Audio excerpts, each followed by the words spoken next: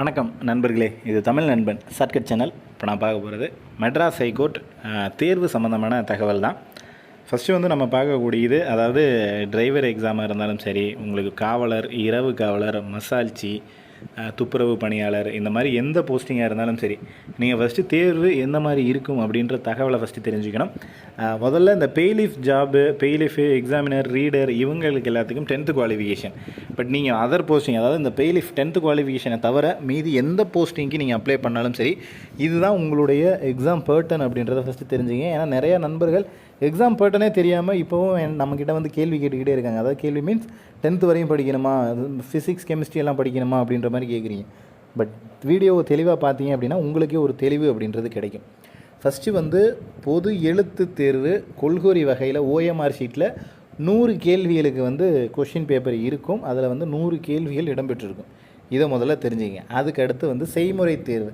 செய்முறை தேர்வு நாம் இப்போ சொல்லிக்கிட்டு இருக்கிறது எல்லாமே ஓஏ, மசால்ச்சி, வாட்ச்மேனு, நைட்டு வாட்ச்மேனு, டிரைவரு, இந்த மாதிரியான போஸ்டிங். நீங்கள் வந்து பெய்லீஃப் மத்தி நினச்சிக்காதீங்க. இதுதான் இதில் வந்து செய்முறை தேர்வு 70 மதிப்பெண்கள். அதெல்லாம் எப்படி இருக்கும், நம்ம என்ன மாதிரி இருக்குன்றதை அப்புறம் பார்த்துக்கலாம்.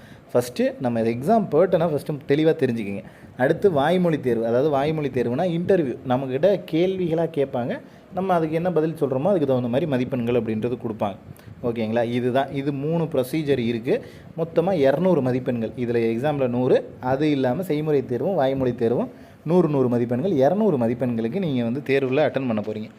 ஃபஸ்ட்டு வந்து கொடுத்துருக்கிற ஒரு 100 மதிப்பெண்கள், அதாவது எழுத்து தேர்வுன்னு சொல்லியிருக்காங்கள 100 மதிப்பெண்கள், அதில் என்னென்ன இருக்குது அப்படின்றத பாருங்கள். பார்ட் ஏ, அதாவது பகுதி ஆ, பகுதி ஆ 2 இது இருக்குது.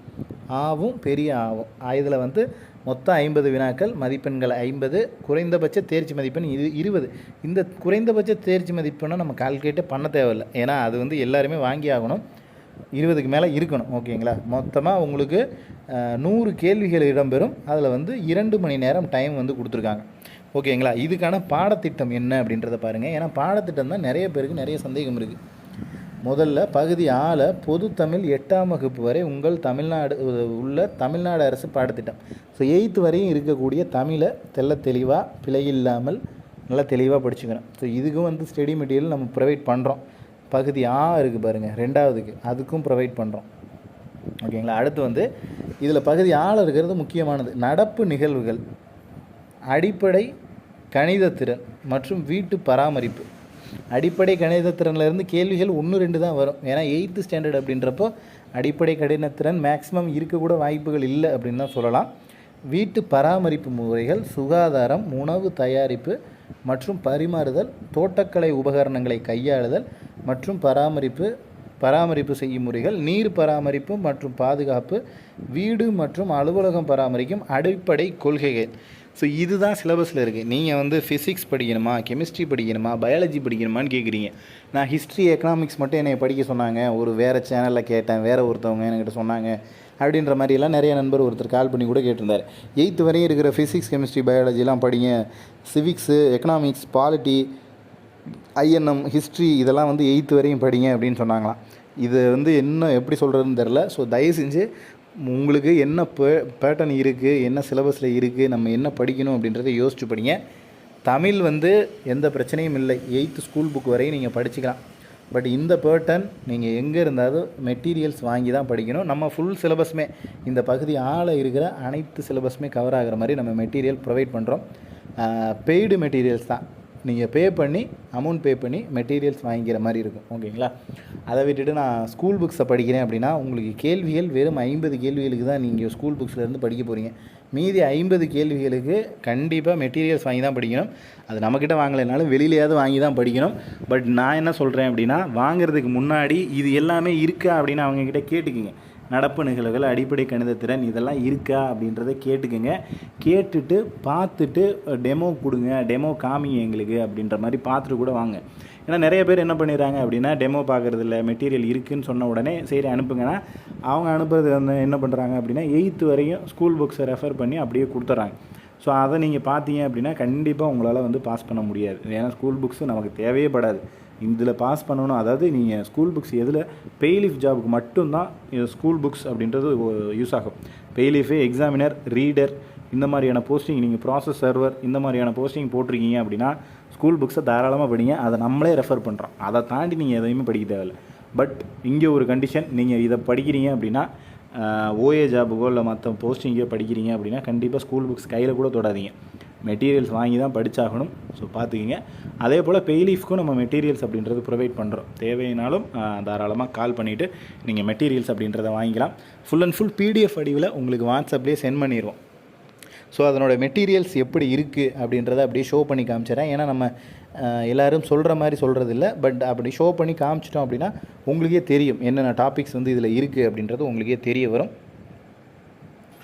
இங்கே கொடுத்துருக்கேன் பாருங்கள். கரண்ட் அஃபேர் டாபிக்ஸ், அலுவலக உதவியாளர் பணிகள், அலுவலக பராமரிப்பு மற்றும் உபயோகத்தில் உள்ள பொருட்களை பராமரித்தல், உணவு தயாரித்தல் மற்றும் சமைத்தல், உணவு தயாரிப்பு மற்றும் பரிமாறுதல் பற்றிய பொது அறிவு, உணவு தயாரிப்பு மற்றும் பரிமாறுதல். இது வந்து சாலை பாதுகாப்பு விதிகள். இது வந்துட்டு பார்த்தீங்க அப்படின்னா டிரைவருக்கு உண்டானது. சாலை பாதுகாப்பு விதிகள், தோட்டக்கலை உபகரணங்களை கையாளுதல். இது எல்லாமே நம்ம டாபிக்ஸில் பார்த்தது தான். நீர் பராமரிப்பு, வீட்டு பராமரிப்பு முறைகள், சுகாதாரம் மற்றும் வீட்டு பராமரிப்பு முறைகள். ஸோ இது எல்லாமே நம்ம ஃபுல் அண்ட் ஃபுல் உங்களுக்கு பிடிஎஃப் ஃபைலாகவே வாட்ஸ்அப்பில் சென்ட் பண்ணிடுவோம். ஸோ இதுதான் முழுக்க உங்களுடைய சிலபஸ் அப்படின்றது. ஸோ இதை தாண்டி நீங்கள் வேறு ஏதாவது படிக்கணும் அப்படின்னா தேவையே இல்லை. ஃபுல் அண்ட் ஃபுல் இதை மட்டும் ஃபோக்கஸ் பண்ணி படிச்சிங்கனாலே நீங்கள் வந்து தேர்வுக்கு எலிஜிபிளாக பாஸ் ஆகிறதுக்கான மதிப்பெண்கள் அப்படின்றது உங்களால் வாங்க முடியும். ஸோ இதுதான் அந்த அலுவலக உதவியாளர் பணிகள் அதனுடைய பிடிஎஃப். ஸோ இதை வந்து நீங்கள் தேர்வுக்கும் பயன்படுத்திக்கலாம், அதே போல் இன்டர்வியூலையும் பயன்படுத்தலாம். இப்போ நீங்கள் வந்து ஓஏ ஜாபுக்கு எழுதிட்டு டைரெக்டாக இப்போ செலக்ட் ஆகி தேர்வில் செலக்ட் ஆகிட்டு இன்டர்வியூ போகிறீங்க. இன்டர்வியூ போகிறப்ப இப்போ ஓஏ பணி அப்படி அலுவலக உதவியாளர் பணி அப்படின்னா என்ன, நீங்கள் என்னெல்லாம் செய்வீங்க அப்படின்னா சும்மா ஏதாவது என்ன சொல்கிறது, இதை எடுத்துகிட்டு அங்கே போய் கொடுப்போம், அதை பண்ணுவோம் அப்படின்ற மாதிரி இல்லாமல் கிட்டத்தட்ட ஒரு 1/4 மணி நேரத்துலேருந்து ஒரு அரை மணி நேரம் வரையும் உங்களால் பேச முடியும். ஸோ அலுவலக உதவியாளரோட பணிகள் என்ன அப்படின்னு உங்கள் முன்னாடி இருக்கிற ஒரு ஜட்ஜஸ் வந்து உங்ககிட்ட இன்டர்வியூ பண்ணுறாங்க. அதனோட பணிகள் என்னப்பா சொல்லுப்பா அப்படின்னு கேட்டாங்கன்னா நீங்கள் மினிமம் ஒரு 1/2 அன் ஹவர் பேசுகிற அளவுக்கு உங்களுக்கான நாலேஜ் அப்படின்றது வளர்ந்துடும். ஸோ நம்ம ஸ்டடி மெட்டீரியல்ஸ் அப்படின்றது இப்போ இந்த தேர்வுக்குன்னு மட்டும் கிடையாது, நீங்கள் எந்த தேர்வில் எழுதினாலும் கண்டிப்பாக உங்களுக்கு வந்து அது யூஸ்ஃபுல்லாக தான் இருக்கும். ஸோ அந்தளவுக்கு தான் நம்ம மெட்டீரியல் ப்ரொவைட் பண்ணி கொடுக்குறோம். ஸோ தேவை அப்படின்ற நபர்கள் டிஸ்பிளேயில் கான்டாக்ட் நம்பர் இருக்குது பாருங்கள், அதை பார்த்துட்டு கால் பண்ணிவிட்டு நீங்கள் தாராளமாக வாங்கிக்கலாம். பெய்டு மெட்டீரியல்ஸ் தான் பே பண்ணி தான் வாங்குற மாதிரி இருக்கும். ஸோ ஃபுல் சிலபஸுமே கவர் பண்ணி கொடுத்துருவோம். அதே போல் மெட்டீரியல்ஸ் வாங்குகிற நண்பர்களுக்கு நம்ம ஃபுல் அண்ட் ஃபுல் கைடன்ஸ் அப்படின்றது கொடுப்போம். தேர்வு வரையும் எப்படி அட்டன் பண்ணணும், இன்டர்வியூக்கு என்ன மாதிரி போகணும், அது முதற்கொண்டு செய்முறை தேர்வு எப்படி பண்ணணும் அப்படின்ற தகவல்கள் முதற்கொண்டு எல்லாமே ஃபுல் கைடன்ஸ் அப்படின்றதும் எங்கள் மூலியமாக உங்களுக்கு கிடைக்க வரும். ஸோ இதில் உங்களுக்கு வேறு ஏதேனும் சந்தேகங்கள் இருந்துச்சு அப்படின்னா கீழே கமெண்ட் செக்ஷனில் கமெண்ட் பண்ணுங்கள். நெக்ஸ்ட்டு அடுத்த வீடியோவில் பார்க்கலாம். தேங்க்யூ.